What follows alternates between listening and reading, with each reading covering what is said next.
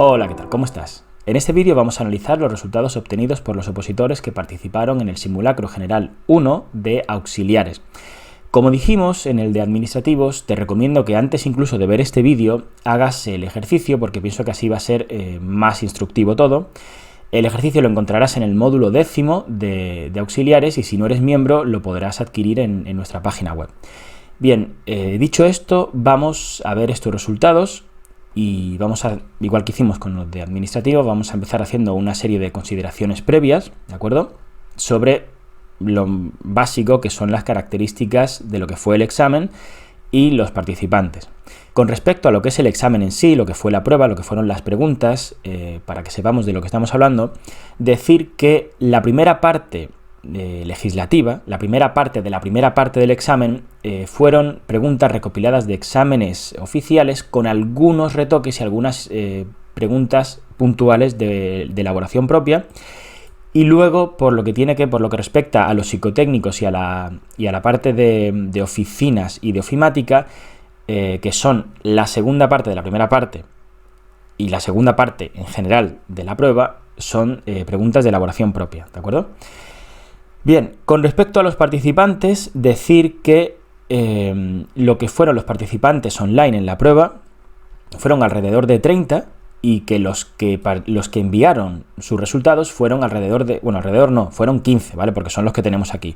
Lo de alrededor de 30 fue porque, como dijimos en administrativos, hay un cúmulo de opositores que participaron que no llegaron a enviar los resultados, con lo cual tampoco los tenemos registrados exactamente esa franja de qué eran, si de auxiliares o de administrativos. Sin embargo, estimando la proporción de alumnos que tenemos de una cosa o de otra, más o menos sería esperable que fueran 30. En todo caso, lo más importante de nuevo son estos 15, ¿vale?, que son en base a los cuales vamos a hacer todos estos análisis. Bien, esos son los resultados obtenidos por estos 15 opositores, ordenados por las notas promedio. Ahora explicaremos a qué nos referimos con notas promedios, de mejor a peor, ¿vale? Bien, ¿cómo tenemos estas notas o qué notas son estas? Pues bien, muy sencillo, ¿vale? Como puedes ver aquí, lógicamente, esto es la primera parte del examen, esto es la segunda parte. Bien, tenemos las netas, ¿vale? O sea, lógicamente tenemos primera parte menos un tercio de los errores, nos da las netas. Y estas netas en base 10, tenemos las notas en base 10, las netas en base 10. Obviamente, las netas en base 10 se obtienen dividiendo estas notas de aquí entre el total de preguntas de la parte, en este caso de 60, ¿de acuerdo? Y se multiplican por 10 para que no sean decimales, pero vamos, la idea lógicamente es que sea en base 10 para poder comparar puntuaciones que tengan, que se refieran a conjuntos distintos, ¿de acuerdo? Y lo que es la segunda parte, la lógica es exactamente la misma, ¿vale? O sea, tenemos la segunda parte, correctas menos errores, menos un tercio de los errores, perdón, tenemos las netas y de las netas tenemos las netas en base 10, ¿vale? Luego de estas netas y estas netas obtenemos el promedio, que es lo que nos sirve para ordenar por mejor a peor a los opositores, el desempeño de los opositores, no a los opositores en sí, ¿vale?, que participaron. De tal manera que tenemos que la persona que obtuvo la mejor nota tuvo de media en las dos partes, ¿vale?, entre un 8,72 y un 7,72, tuvo un 8. Y así para abajo, ¿vale? Muy bien, pues partiendo de todas estas puntuaciones, que son las obtenidas por los participantes que nos enviaron amablemente sus puntuaciones, ¿de acuerdo? Pues vamos a ir sacando una serie de conclusiones, reflexiones y demás, que son las que, bueno, espero que a lo mejor arrojen algo de luz, ¿de acuerdo? Bien, en primer lugar, contestando algo que nos preguntáis bastante, que es el tema de cuántas preguntas hay que dejarse en blanco, ¿vale? Esto ya es algo que ya lo comentamos en el vídeo de administrativos y ya lo he comentado muchas veces, a priori es una pregunta que no tiene sentido, aunque es comprensible cuando uno se está preparando, pero al mismo tiempo no tiene mucho sentido. No tiene mucho sentido porque lógicamente depende del opositor, depende del examen y demás. Lo ideal es jugársela lo menos posible, sé que es una obviedad, pero es así, hay que jugársela lo menos posible y jugársela con cabeza. Es decir, siempre lo comentamos que hay que jugársela, o sea, en términos teóricos, en términos matemáticos, aritméticos, puramente hablando, si nos la jugamos entre 3, a la larga es como si nada, nos quedaríamos igual. A partir de dudar de 3 o menos, ya sí que nos merece la pena jugárnosla, pero claro, luego en el día del examen nada es en términos ideales ni teóricos, sino que todo pues tiene muchas lecturas y demás, por lo tanto es algo que depende del opositor, ¿de acuerdo? Y como puedes ver aquí, varía. Hay una variación bastante interesante, aunque, y creo que es lo interesante, podemos ver cierta tendencia, ¿vale? Bien, en primer lugar, ¿qué tenemos aquí? Pues estos son el promedio de preguntas en blanco que se dejan por partes, ¿vale? En la primera parte tenemos 2,6 preguntas de promedio. Estamos hablando del top 10, ¿vale? De los 15, los 10 mejores. Se dejaron en la primera parte 2,6 de promedio y en la segunda parte 6,5. Es reseñable tener en cuenta que estamos hablando aquí de 2,6 menos de un 10% y aquí algo más de un 10%, porque la segunda parte son 50 preguntas, ¿vale? Con lo cual vemos cómo se dejan en general muchísimo más en la segunda parte, lógicamente porque están las preguntas de ofimática, bastante más en la segunda parte que en la primera. Eso es lógico, era de esperar. Realmente pocos datos van a ser especialmente sorprendentes, pero al mismo tiempo pienso que, bueno, que a veces ayuda a verlos, sobre todo en opositores que lo han hecho bien, verlo negro sobre blanco, ¿vale?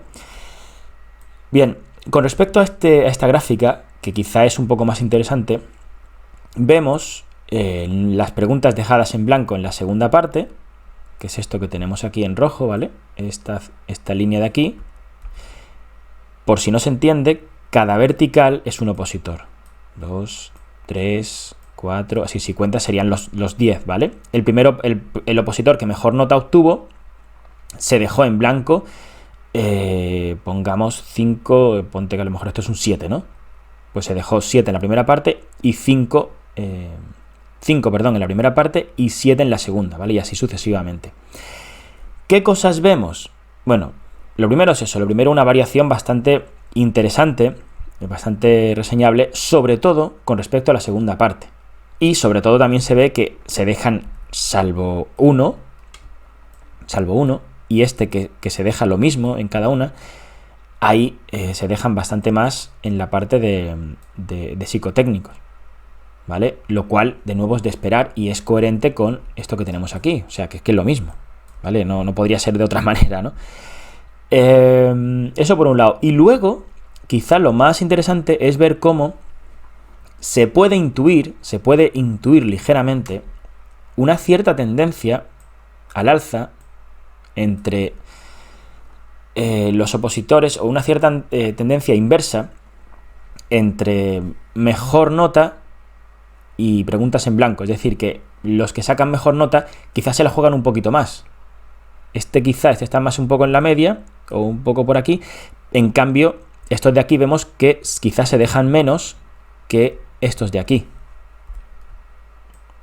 Estos de aquí quizás se la juegan menos de lo que deberían, ¿vale? O sea, son quizá demasiado conservadores, ¿de acuerdo? Y dejan más en blanco que estos de aquí. Claro, la cuestión es hasta qué punto se la están jugando o contestan sabiéndoselo o no. Pero sí que podemos ver, sí que podríamos dividir quizá la gráfica en dos y ver cómo de este top 10, no deja de ser un top 10, ¿de acuerdo? De opositores que lo han hecho relativamente bien. Los primeros quizá se la juegan más y tienden a contestar prácticamente todo, tienden a contestar más, ¿vale? De hecho, no en vano, tenemos que el segundo no se ha dejado ninguna en la primera parte, esto incluye psicotécnicos, y el tercero se ha dejado, quizá esto sería un 2, o una. ¿Vale? Esto puede que sea una pregunta. Y el primero pues ha dejado 5, y esto puede que fueran 13, o perdón, 5, esto puede que fueran 7, ¿vale? O sea, que se dejan pocas, ¿vale? Y seguramente pues se las juegan. Bien, dicho esto, pasamos a ver más cosas, más resultados, más análisis. Quizá este más, digamos, de consumo interno para nosotros, para nuestro trabajo, pero bueno, también nos gusta compartirlo. Es interesante ver la comparativa de promedios entre las notas de aquellos que eran miembros y las de no miembros.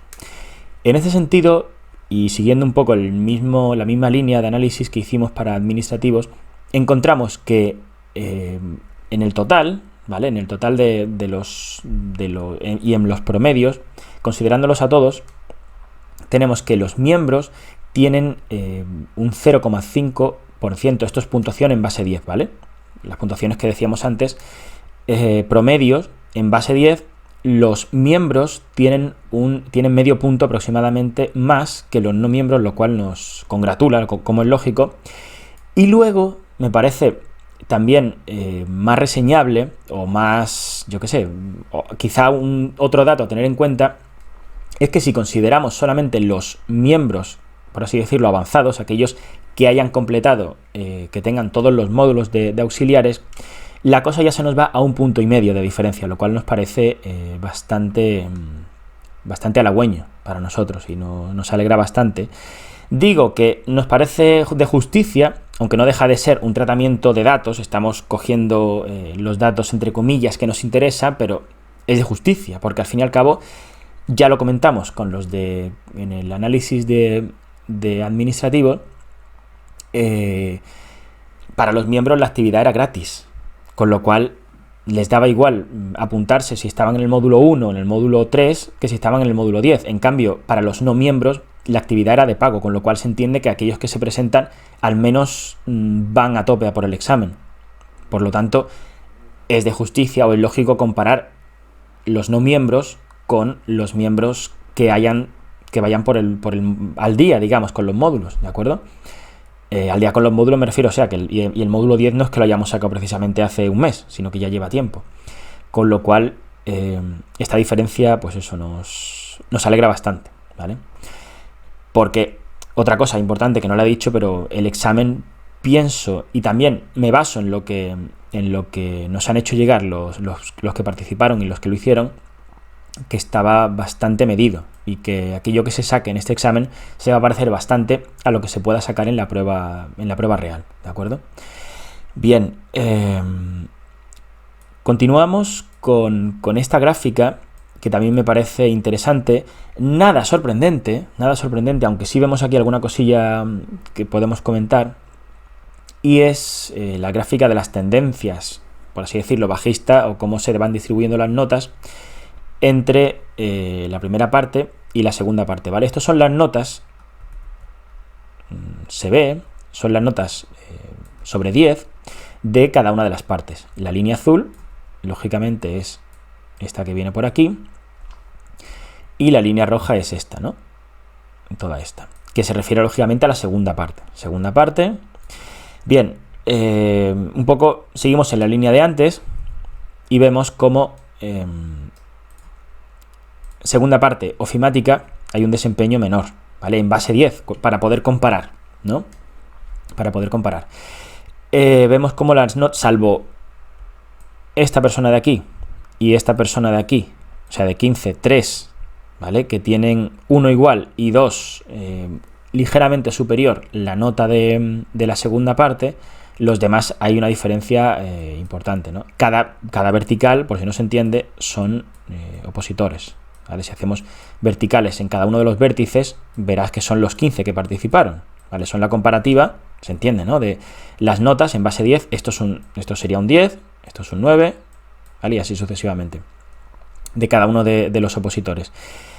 Es interesante, pero nada sorprendente de nuevo, pues ver cómo existe una relación bastante pareja entre la nota de la segunda parte, ¿vale? Y la nota de la primera parte. Es decir, que el que va bien preparado en la primera parte generalmente va bien preparado en la segunda. Se rompe más o hay más dispersión, salvo aquí en este caso. Aquí al final hay una persona que, y es de entender, o podría entenderse en el sentido de que, claro, la segunda parte, que es ofimática, pues muchas veces se deja más para el final. Y puede ser el caso de alguien pues que haya empezado más por la parte legislativa, ¿vale? O esté más centrado en la primera parte con los psicotécnicos, o que incluso le falten los psicotécnicos y simplemente tenga la parte de leyes y que solo con eso haya llegado aquí. También puede ser, pero claro, todo esto son cábalas. En todo caso, bueno, aquí tienes una distribución también para que veas eso, que cómo se mantienen de cerca generalmente las notas, o sea que van más o menos correlacionadas. Bien, por último vamos a ver la distribución de preguntas problemáticas por partes entre los 3 mejores opositores de la prueba. Explicación previa y rápida de esto. Primero, preguntas problemáticas quiere decir preguntas en las que o se ha fallado o se han dejado en blanco.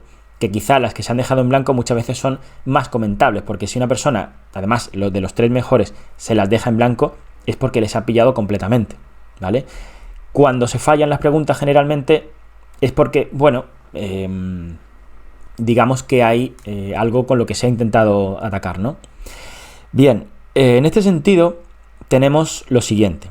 Esta es la primera parte, repito, estos son los recuentos de preguntas problemáticas para los 3 mejores, ¿vale? Los que mejor, el top 3. Y esta es la leyenda.